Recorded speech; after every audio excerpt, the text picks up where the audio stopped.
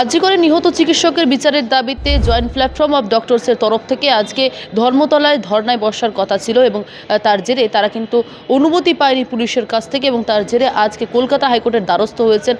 Joint doctors of প্ল্যাটফর্মের তরফ থেকে এবং সেখানে দাঁড়িয়ে তাদের যে আইনজীবী তারা কিন্তু সরাসরি বিচারপতি তীর্থঙ্কর ঘোষের সঙ্গে কথা বলেন এবং সেখানে দাঁড়িয়ে তারা এই বিষয়টি মামলা করেছেন এবং সেই মামলার অনুমতি ইতিমধ্যে মিলেছে এবং তবে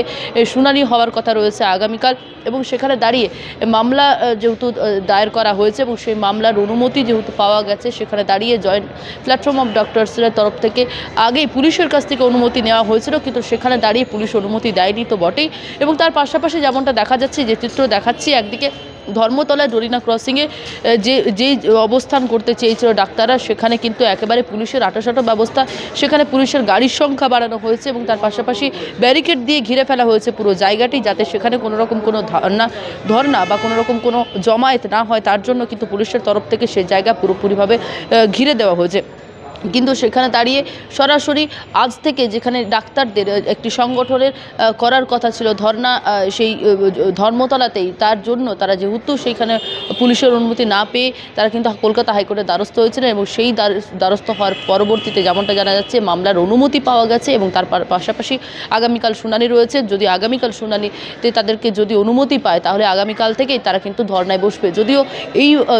ধর্না আজ থেকে তাদের করার কথা ছিল কারণ সেখানে তারা বিভিন্ন রকম একগুচ্ছ দাবি রাখছেন তারা, কারণ আপনারা জানেন ইতিমধ্যে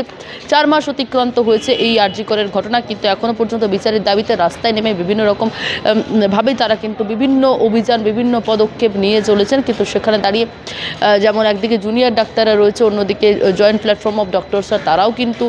রয়েছেন বিভিন্ন সংগঠন ডাক্তারদের তারা কিন্তু বারে বারে রাস্তায় নামছেন প্রতিবাদ জানাচ্ছেন এবং আন্দোলন করছেন এবং ঠিক সেরকমভাবেই ধর্মতলায় ধর্নায় বসতে চেয়েছিলেন একটি সংগঠন চিকিৎসকদের কিন্তু সেখানে দাঁড়িয়ে তাদের অনুমতি না দেওয়ায় কলকাতা হাইকোর্টের দ্বারস্থ হতে হলো এবং তার জেরে দেখা যাক এখন সেই মামলার আগামীকাল কী শুনানি হতে চলেছে। ডাক্তাররা সেই ধর্মতলাতেই যে ডরিনা ক্রসিংয়ে পুলিশের অনুমতির জন্য তারা চেয়েছিলেন পুলিশ যেখানে বাধা দিয়ে রেখেছে ব্যারিকেড দিয়ে সেই জায়গাতে দাঁড়িয়ে তারা আবার ধর্না করতে পারে কিনা সেদিকে আমাদের নজর থাকবে।